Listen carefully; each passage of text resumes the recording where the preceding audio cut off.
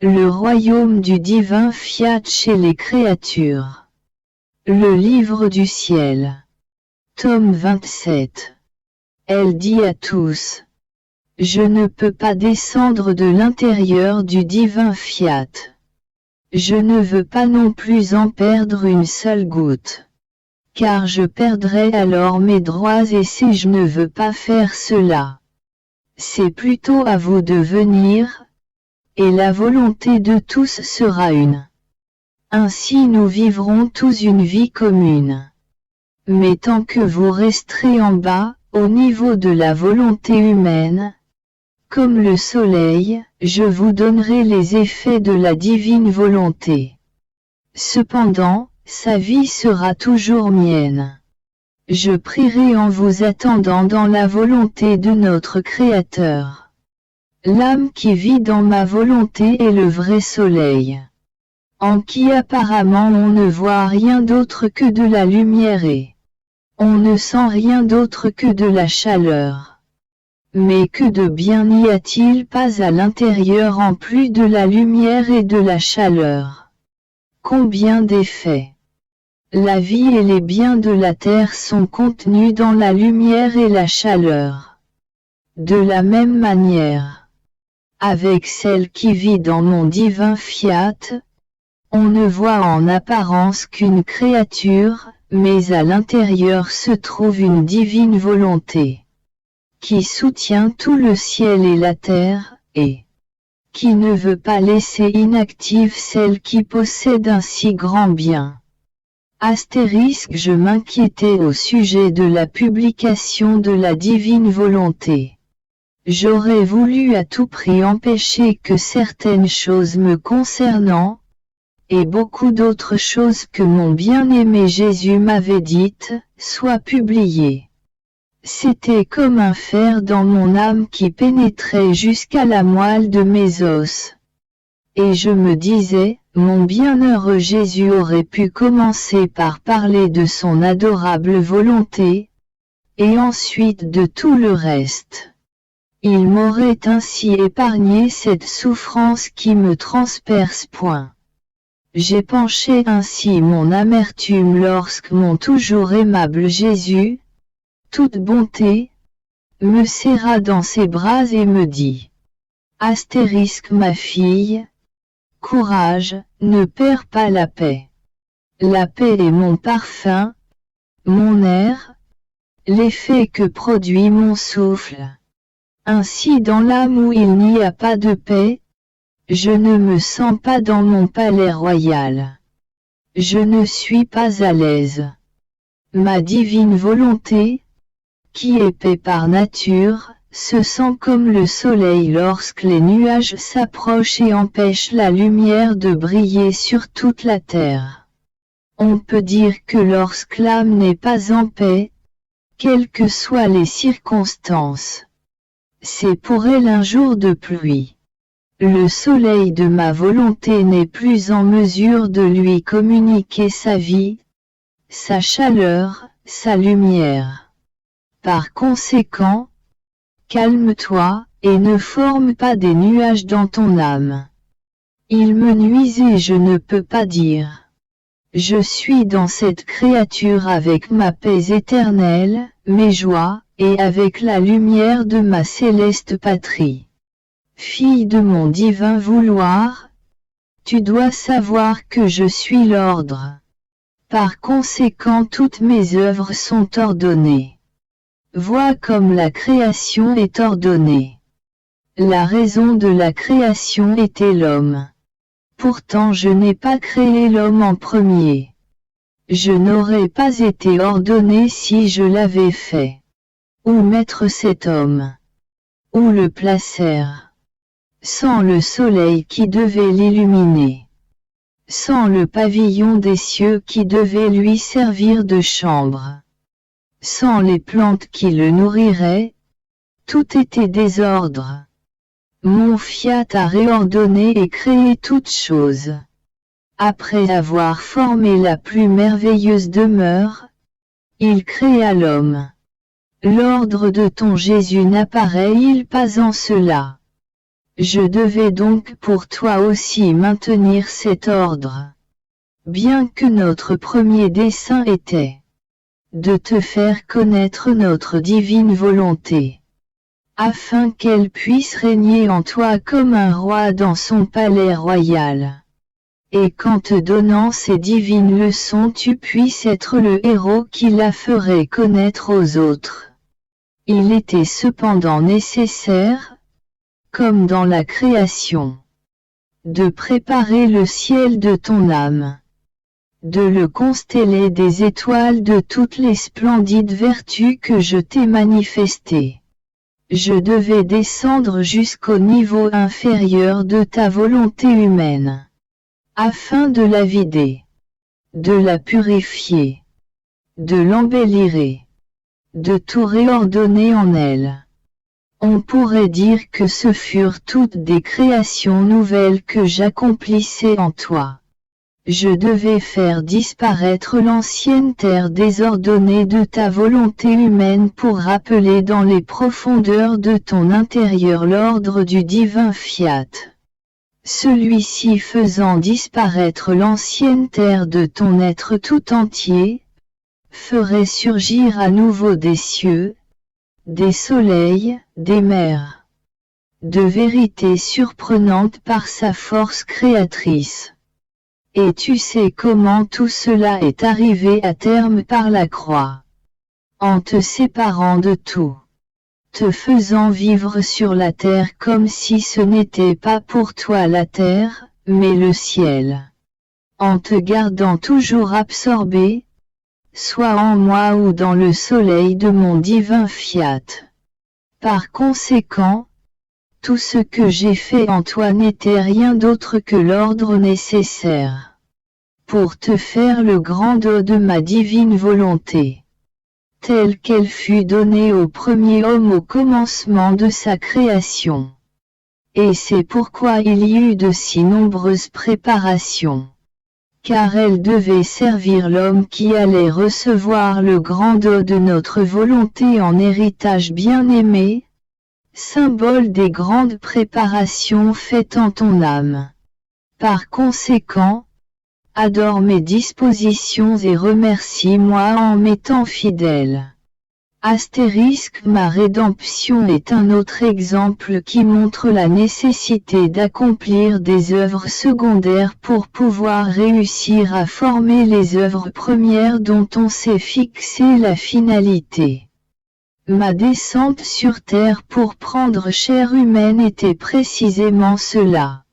Relever l'humanité et donner à ma divine volonté les droits de régner dans cette humanité. Parce qu'en régnant dans mon humanité, les droits des deux côtés, l'humain et le divin, étaient de nouveau rétablis. On peut dire cependant que je n'en ai rien dit, sinon quelques mots, pour faire comprendre que j'étais venu dans le monde uniquement pour faire la volonté du Père Céleste afin de montrer sa grande importance. Dans une autre circonstance, j'ai dit, ceux qui font la volonté de mon Père sont ma mère, mes sœurs et m'appartiennent. Quant au reste, j'ai gardé le silence, alors que l'objectif était précisément celui-là, constituer le royaume de ma divine volonté parmi les créatures. En fait, il était juste que je mette non seulement les créatures en sûreté, mais que je place aussi ma divine volonté en sûreté, en lui redonnant ses droits sur toute chair, comme je les lui avais donnés sur la mienne, sinon, il y aurait eu un désordre dans l'œuvre de rédemption.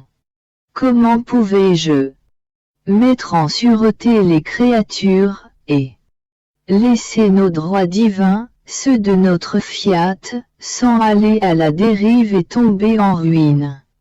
Ce n'était pas possible. Mais même si le dessein premier était de régler tous les comptes de ma divine volonté, en tant que céleste médecin, j'ai accepté de faire des guérisons. J'ai parlé du pardon, du détachement. J'ai institué des sacraments. J'ai enduré d'atroces souffrances, jusqu'à la mort. On peut dire que c'était la nouvelle création que je préparais afin que les créatures puissent recevoir ma divine volonté en reine au milieu de son peuple, et la laisser régner. C'est ce que j'ai fait avec toi premièrement. Je t'ai préparé.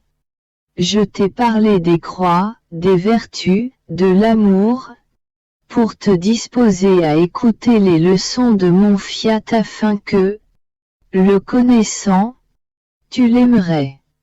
Afin que, sentant en toi les grands bénéfices de sa vie, tu veuilles alors donner sa vie à tous, en le faisant connaître et aimer, et le laisser régner. Astérisque les privations continuelles de mon dos. Jésus me peinait beaucoup sans lui, tout me manquait. Avec Jésus, tout est à moi, tout m'appartient. Il me semble que je suis dans la maison de Jésus. Et lui, doucement, avec une gentillesse admirable, me dit, astérisque, tout ce qui est à moi est à toi. Mieux encore, je ne veux pas que tu me dises ton ciel, ton soleil, toutes tes choses créées.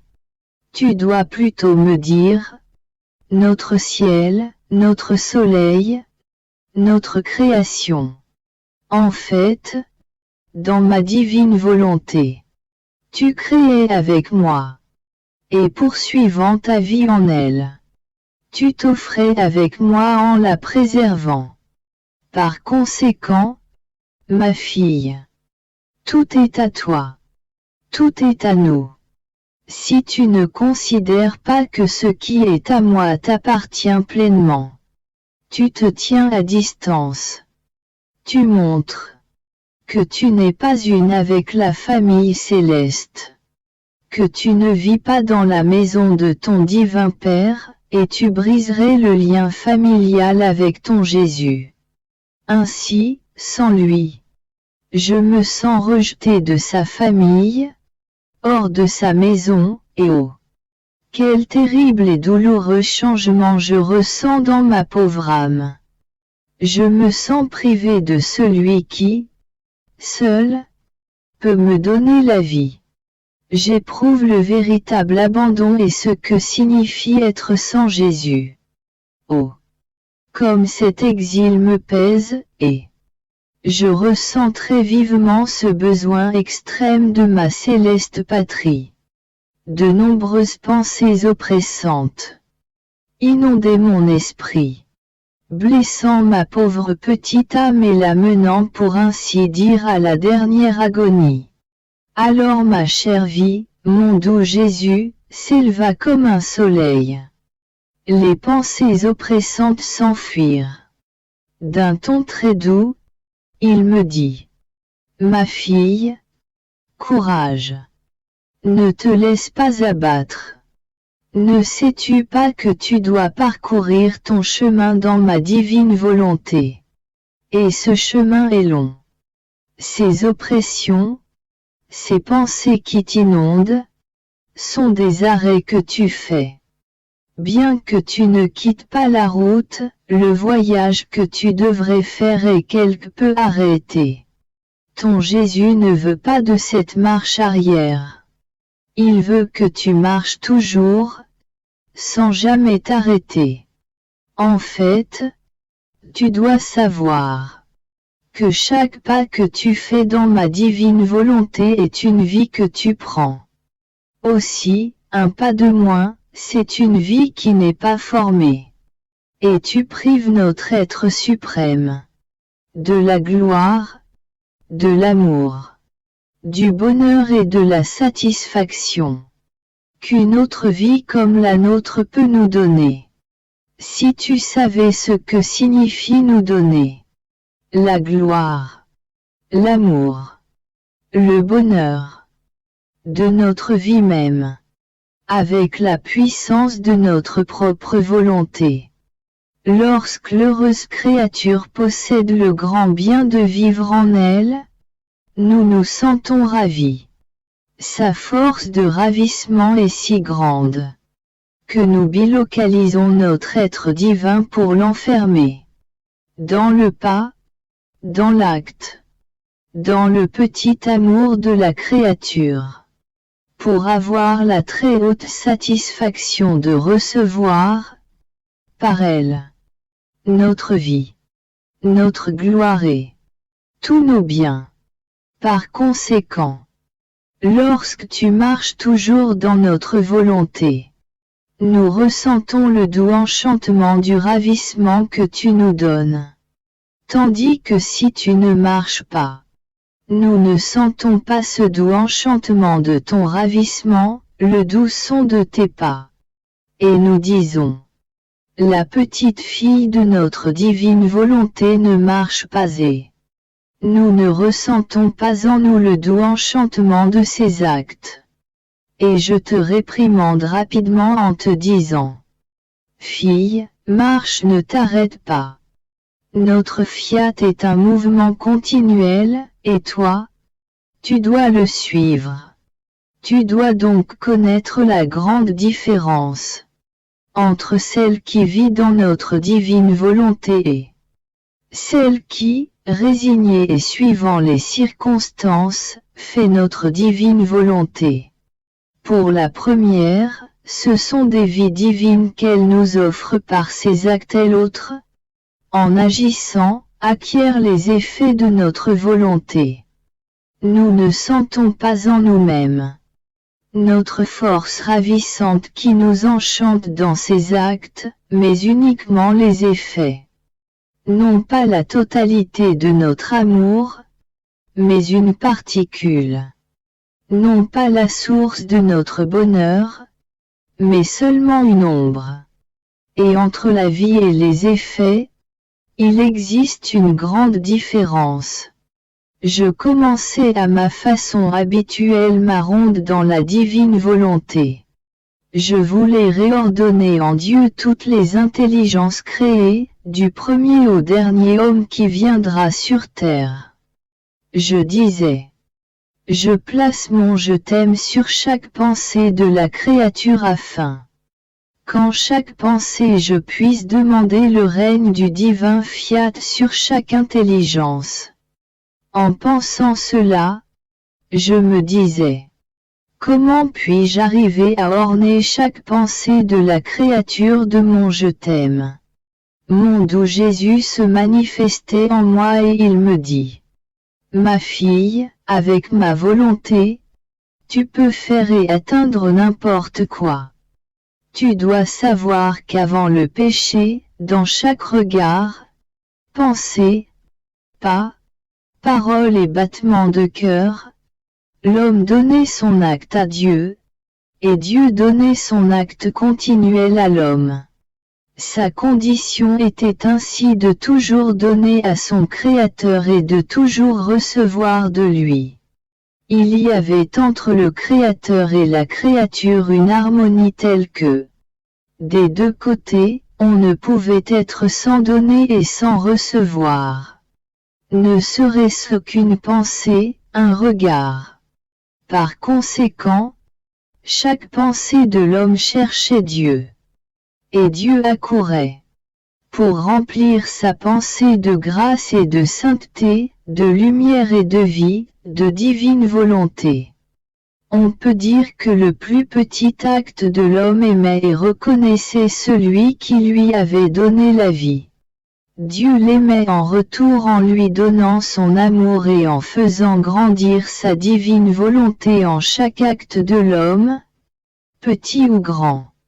Il ne lui était pas possible de recevoir la divine volonté d'une seule fois car il était trop petit.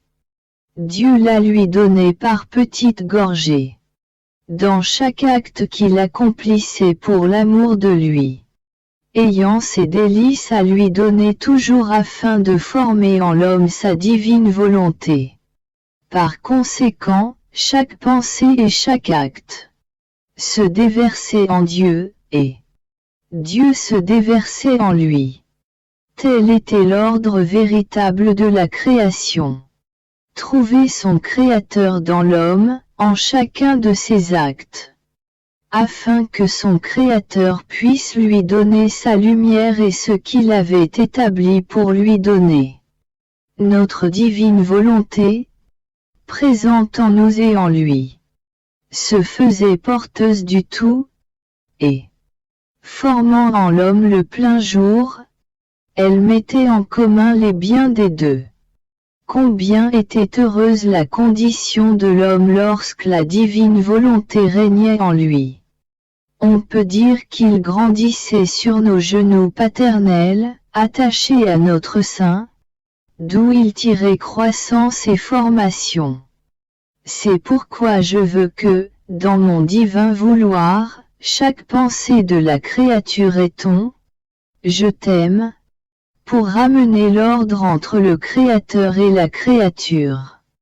En fait, tu dois savoir qu'en péchant, l'homme n'a pas seulement rejeté notre fiat, mais brisé l'amour avec celui qui l'avait tant aimé.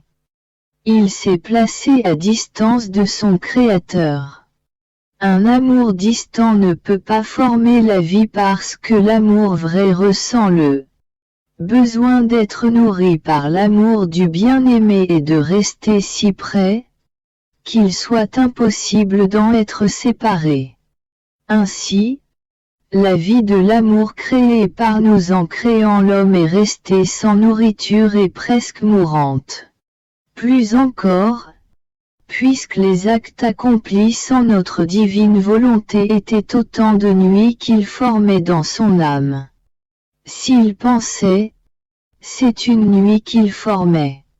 S'il regardait, parlait, etc., tout n'était que ténèbres qui formaient une nuit profonde.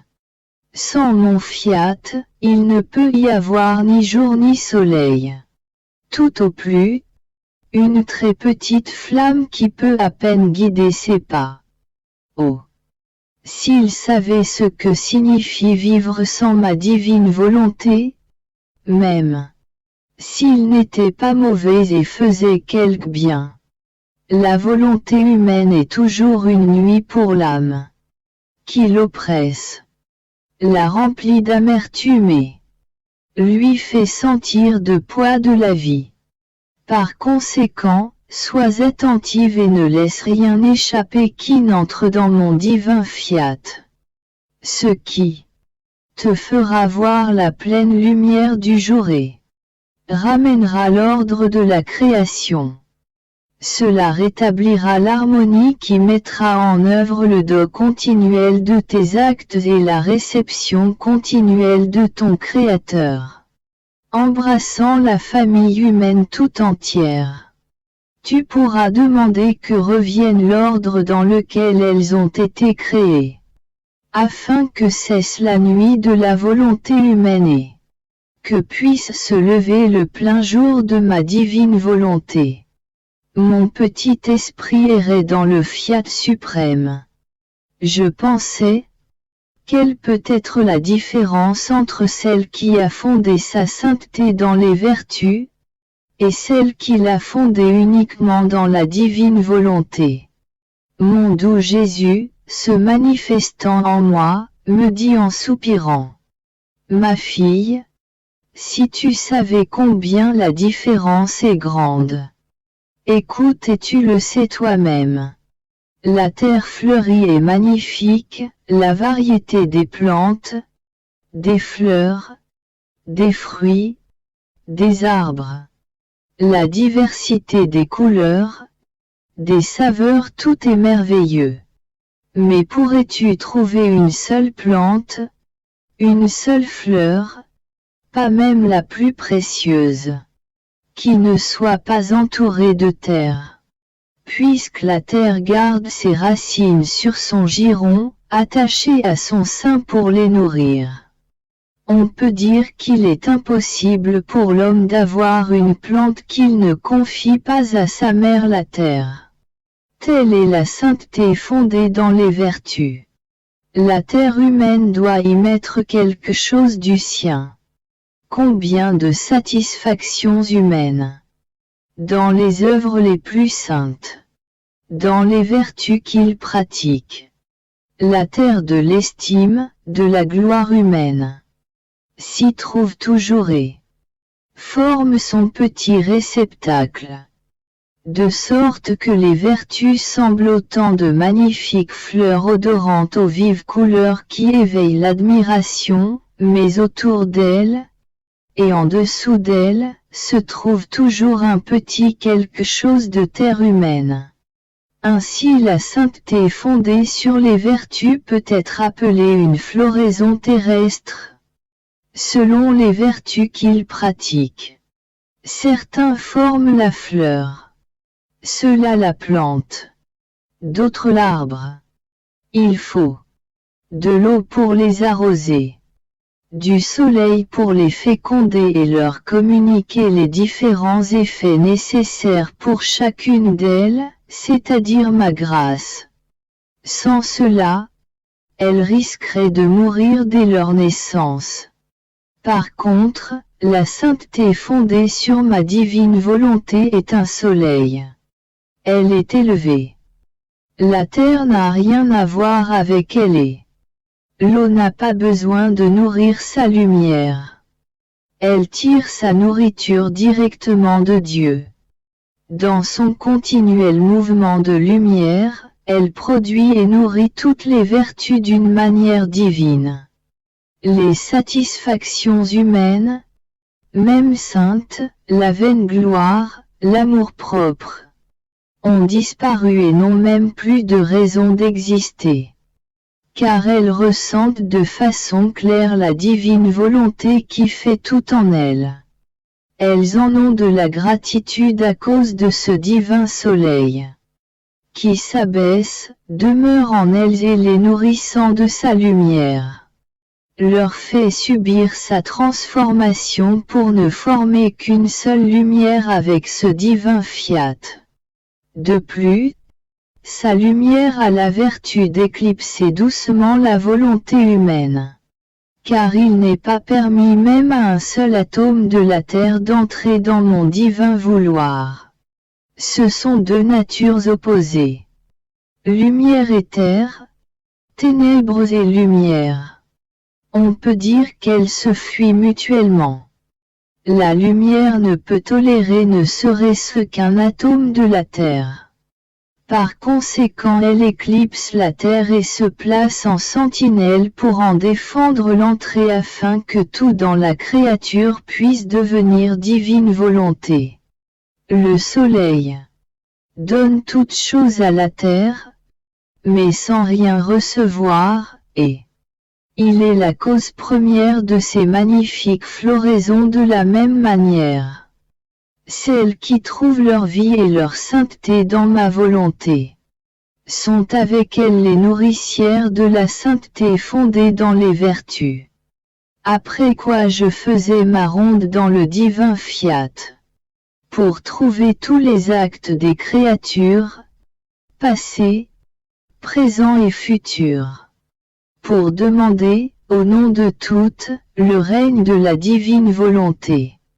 Je faisais cela lorsque mon doux Jésus ajouta: Ma fille, tout le bien qui a été fait depuis le commencement du monde en dehors de ma divine volonté ne représente que de petites lumières, effets de mon divin fiat.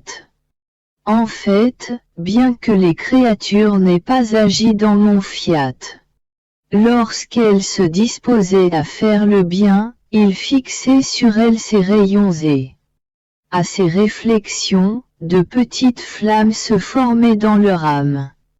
Parce que ma volonté étant une éternelle et immense lumière, elle ne peut produire que lumière. Ces petites flammes, effet de mon fiat, demeurent autour du soleil de ma divine volonté, en honneur et à la gloire de ses effets, et comme fruit de la bonne action des créatures. En fait, lorsque les créatures veulent faire le bien, les rayons de mon fiat se fixent sur elles et leur donnent les effets du bien qu'elles veulent faire. On peut dire que mon fiat est plus qu'un soleil qui, lorsqu'il trouve la semence dans la terre, la réchauffe de sa lumière, la caresse et lui communique les effets pour former la plante de cette semence. Il n'existe pas de bien sans ma volonté. Tout comme il ne peut y avoir de couleur, de saveur, de mûrissement sans les effets de la lumière du soleil, il ne peut y avoir de bien sans mon fiat. Mais qui peut former le soleil par ses actes? Celle qui vit dans ma divine volonté. Non seulement ma volonté fixe ses rayons sur elle, mais elle descend en elle avec son soleil tout entier, sa vertu créatrice et vivifiante, et elle forme un autre soleil dans l'acte de la créature. Vois-tu, alors, la grande différence qui existe? Tout comme entre les plantes et le soleil, et entre le soleil et de petites flammes. Je me sentais tout abandonné dans la divine volonté. Continuant à faire mes actes en elle, j'entendis une voix me murmurer à l'oreille. Comme je suis fatigué.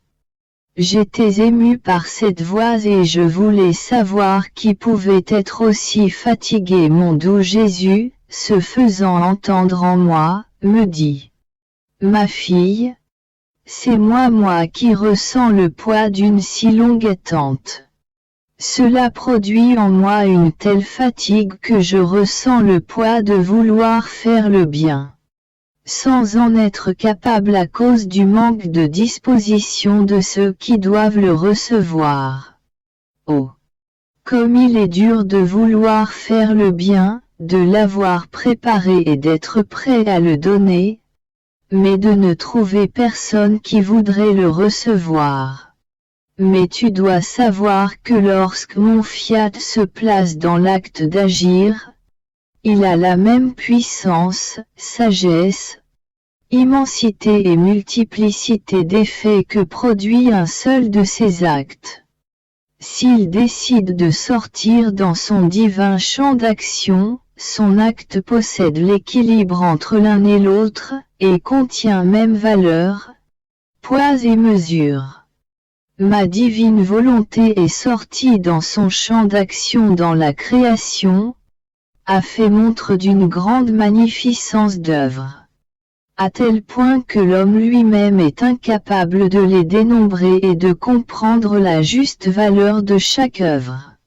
Et bien qu'il les voie, les touche et en reçoive les effets bénéfiques, on peut cependant appeler l'homme le premier petit ignorant de la création. Qui peut dire combien de lumière et de chaleur contient le soleil? Combien d'effets il produit, et de quoi est formée la lumière? Personne. Pourtant, tout la voit et sent sa chaleur. Il en est ainsi pour tout le reste. Ma rédemption va de pair avec la création. Elle possède autant d'actes que la création possède. Elles sont en parfait équilibre l'une avec l'autre, parce que la création était un acte de ma divine volonté. La rédemption était un autre acte de ma divine volonté. Un autre acte de ma divine volonté est le grand fiat volutatua sur la terre comme au ciel. Dans mon divin fiat, beaucoup d'actes sont prêts, de telle sorte qu'ils auront le triple équilibre des actes, la même valeur, le même poids et la même mesure. Je suis obligé d'attendre, et je ressens en moi-même la multiplicité de ces actes, que je veux accomplir, sans les accomplir. parce que le royaume de mon fiat n'est pas connu et ne règne pas sur la terre. Ainsi j'éprouve une telle lassitude que j'en deviens impatient et je dis: comment est-il possible qu'il ne veuille pas recevoir mes bienfaits? Et je demeure consterné parce que mes actes, la puissance de mon divin vouloir, sa lumière, son bonheur et sa beauté, ne fraternisent pas avec les créatures et ne sont pas en elles. Par conséquent, aie pour moi de la compassion si tu me vois taciturne. C'est le trop-plein de lassitude causé par cette longue attente qui me réduit au silence. Je continuai ma ronde dans le divin fiat pour m'unir à tous les actes qu'il avait accomplis par amour de nous toutes, ses créatures. J'étais arrivé au point où mon aimable Jésus s'humiliait dans des actes humains, tels que téter le lait de sa maman, prendre de la nourriture, boire de l'eau, s'abaisser même à travailler. J'étais stupéfaite de voir que Jésus, par sa nature, n'avait besoin de rien. Il possédait en lui la puissance créatrice de tout bien. Il pouvait se passer des choses qu'il avait créées. Je pensais à cela lorsque mon doux Jésus, se faisant voir et entendre en moi, me dit: ma fille, il est vrai que je n'avais besoin de rien.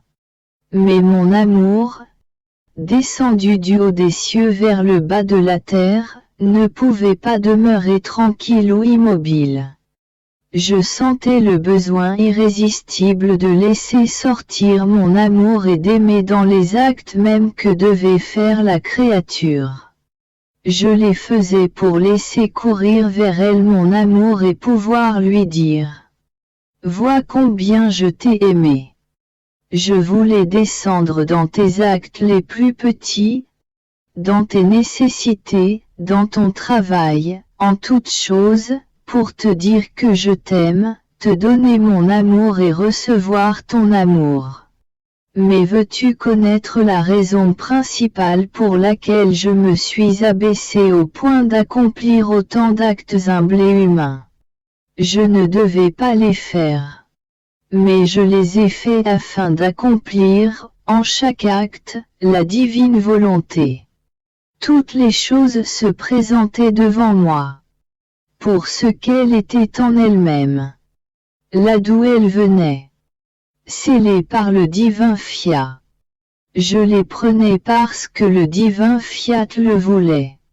On peut dire qu'il y avait une compétition entre ma divine volonté que, par nature, comme verbe du Père céleste, je possédais en moi, et cette même divine volonté répandue dans la création tout entière.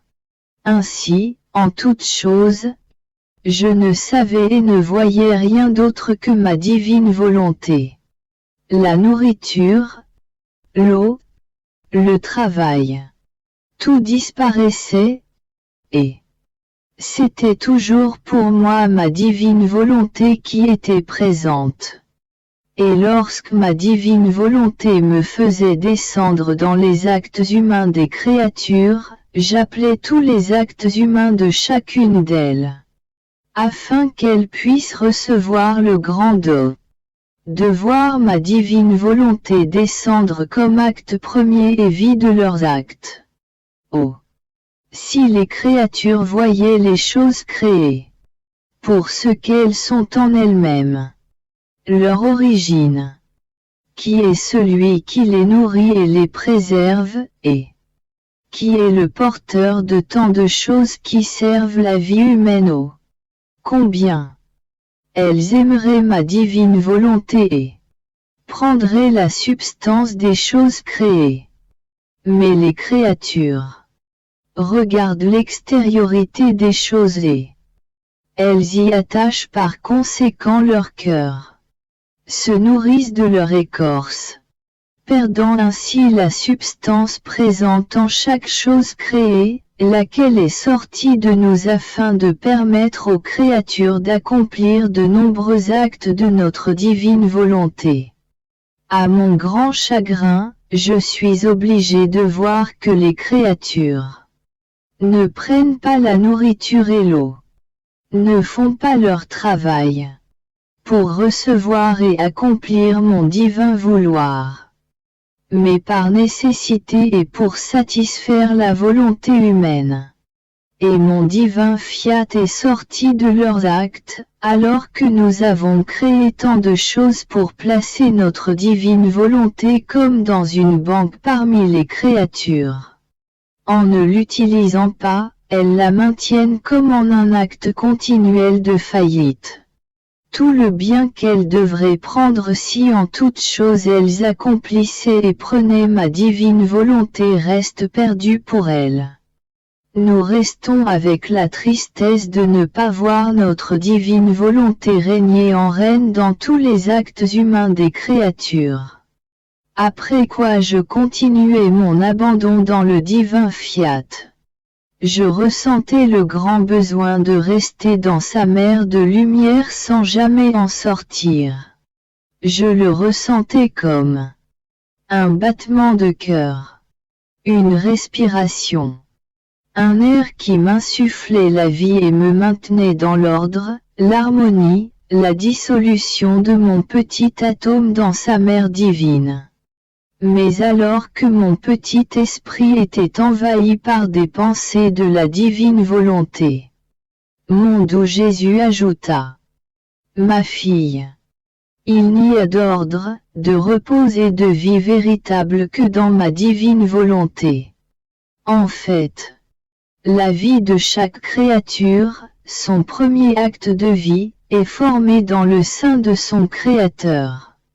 Puis, comme une naissance, nous la sortons à la lumière du jour.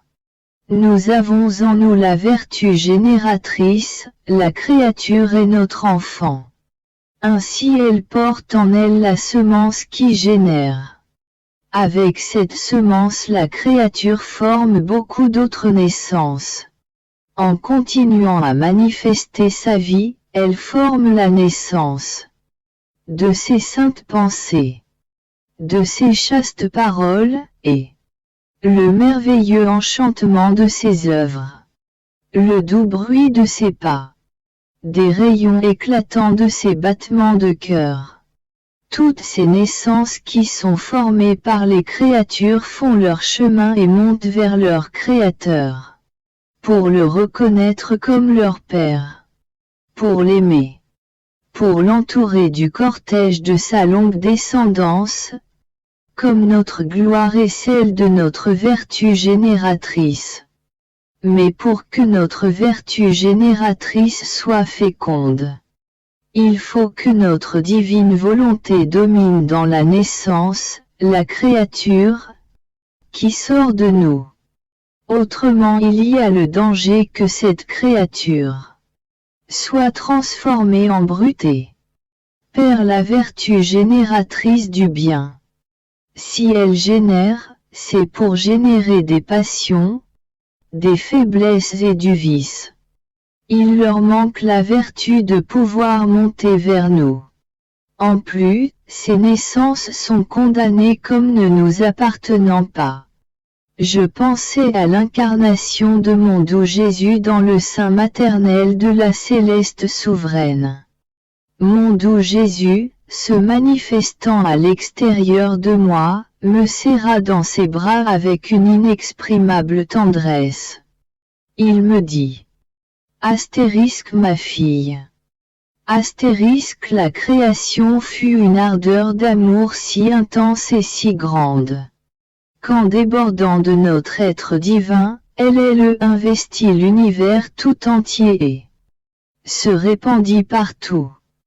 Et notre fiat s'exprimait et opérait dans cette course d'amour qui se poursuivit sans pouvoir s'arrêter, avant de s'être répandu partout et d'avoir donné son premier baiser à toutes les créatures, qui n'existaient pas encore. Son baiser d'amour était un baiser de joie, de bonheur, qui l'imprima sur toutes les générations. Notre divin Fiat, qui participait à cette course, ne s'est pas contenté d'un seul baiser, mais s'est prononcé en formant des soleils, des cieux, des étoiles, des mers et la terre, et tout ce qui peut être vu dans le grand vide de l'univers. Ainsi, l'ardeur de notre amour dans la création fut une ardeur de célébration, d'amour, de bonheur et de joie, avec laquelle nous devions jouer et faire les délices de toutes les créatures. Astérisque en m'incarnant dans le sein maternel. L'ardeur d'amour que nous ne pouvions plus contenir et qui débordait suivait la même course que dans création. C'était une ardeur d'amour, de tendresse, de compassion, de miséricorde. Elle mettait en jeu la vie d'un Dieu, afin de trouver l'homme et lui donner ses baisers d'amour, de tendresse, de compassion et de pardon, enfermant la vie de toutes les créatures dans sa mer d'amour. Elle lui donnait le baiser de vie, offrant sa vie d'amour pour donner la vie à l'homme. Notre amour atteignait l'excès dans l'incarnation, parce qu'il n'était pas, comme dans la création, un amour qui célèbre et se réjouit, mais un amour douloureux, souffrant et sacrificiel qui donnait sa vie pour refaire la vie de l'homme. Mais notre amour n'est pas encore satisfait. Mets ta main sur mon cœur et sens comme il bat, au point que je sens qu'il explose. Tends l'oreille et entends comme il bouillonne, semblable à une mer en tempête, qui forme des vagues gigantesques et veut déborder pour tout recouvrir. Astérisque, il veut faire sa troisième course d'amour. Dans cette ardeur d'amour, il veut former le royaume de ma divine volonté.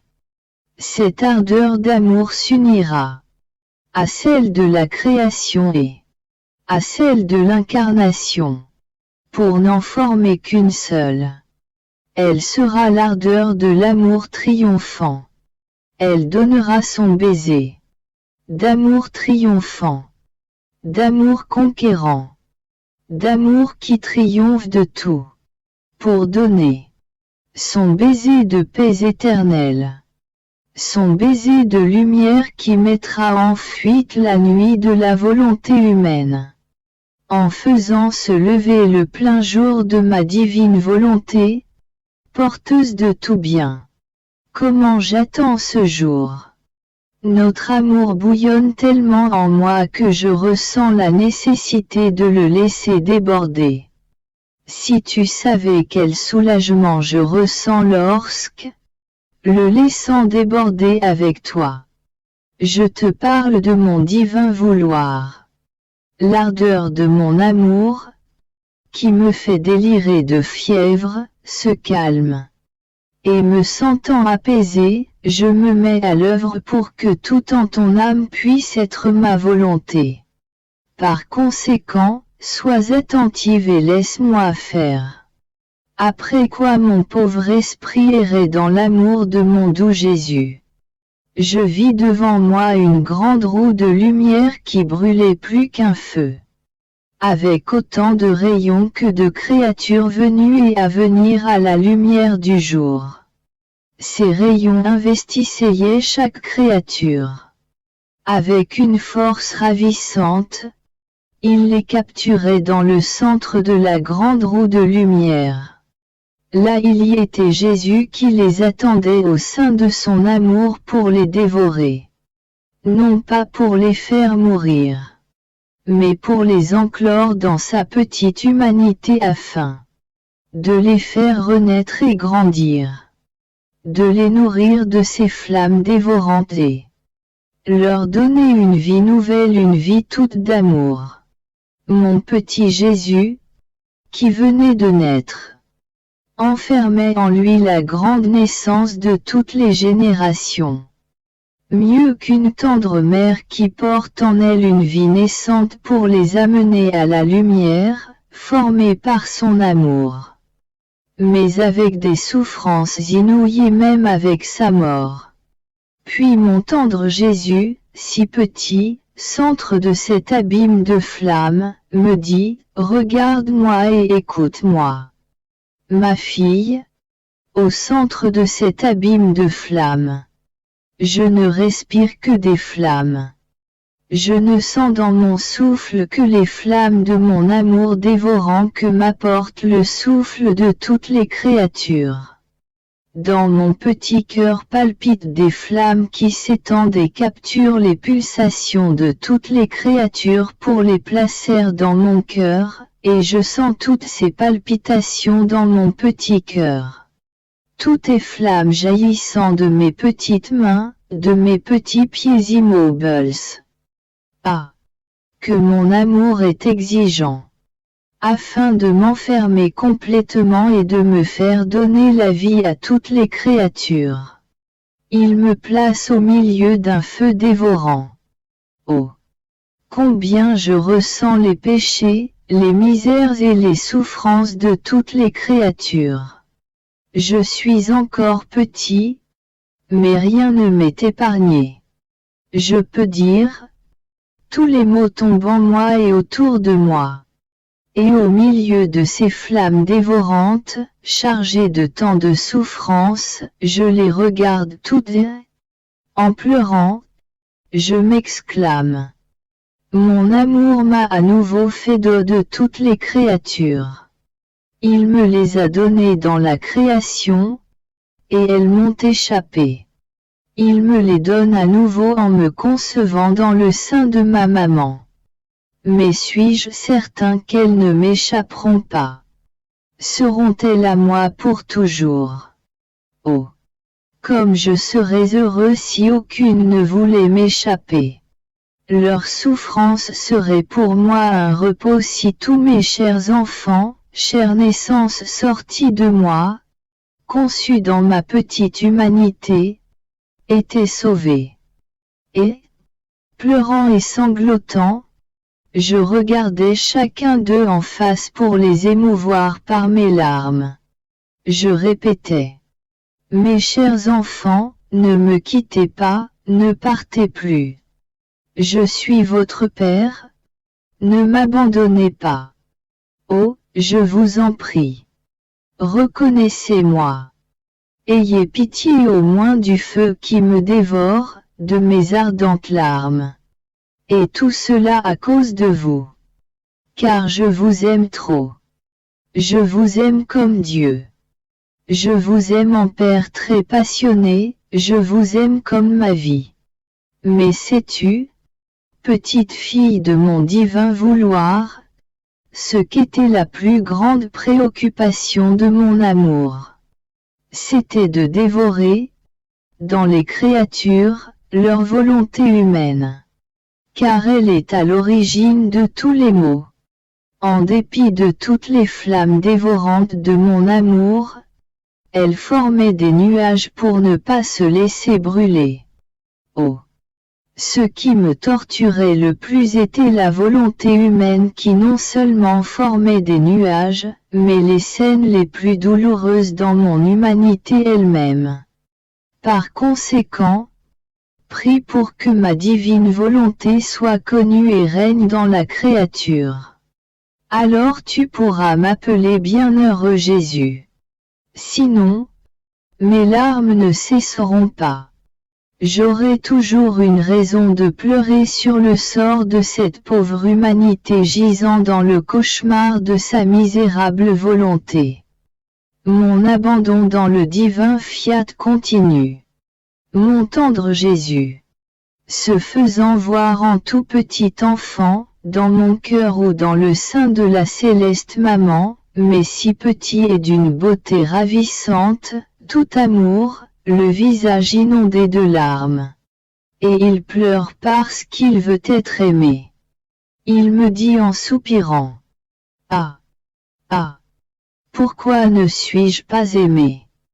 Je veux renouveler dans les âmes tout l'amour que j'avais en m'incarnant, mais je ne trouve personne à qui le donner. En m'incarnant, ma maman souveraine me laissa donner libre cours à mon amour. Elle recevait dans son cœur maternel tout l'amour que rejetaient les créatures. Ah! Elle était le dépositaire de mon amour repoussé, la douce compagne de mes souffrances, et l'ardent amour qui séchait mes pleurs. Les plus grandes œuvres ne peuvent pas être accomplies par soi tout seul. Il faut être au moins 2 ou 3, en dépositaire et nourricier de l'œuvre elle-même. Sans être nourris, les œuvres ne peuvent pas savoir la vie. Le danger existe qu'elles meurent dès leur naissance. Cela est si vrai que dans la création, les 3 personnes divines étaient présentes. Puis nous avons fait l'homme dépositaire de notre œuvre. Non encore satisfait. Car les œuvres seules n'apportent pas le bonheur. Nous lui avons donné la compagnie de la femme. Dans l'incarnation, les 3 personnes divines participaient. Elles étaient en ma compagnie, ou plutôt, elles étaient inséparables de moi, en plus de la céleste reine. Elle-même était la dépositaire divine de tous les biens de l'incarnation. Tu vois ainsi combien la compagnie de la créature m'est nécessaire pour former mon œuvre.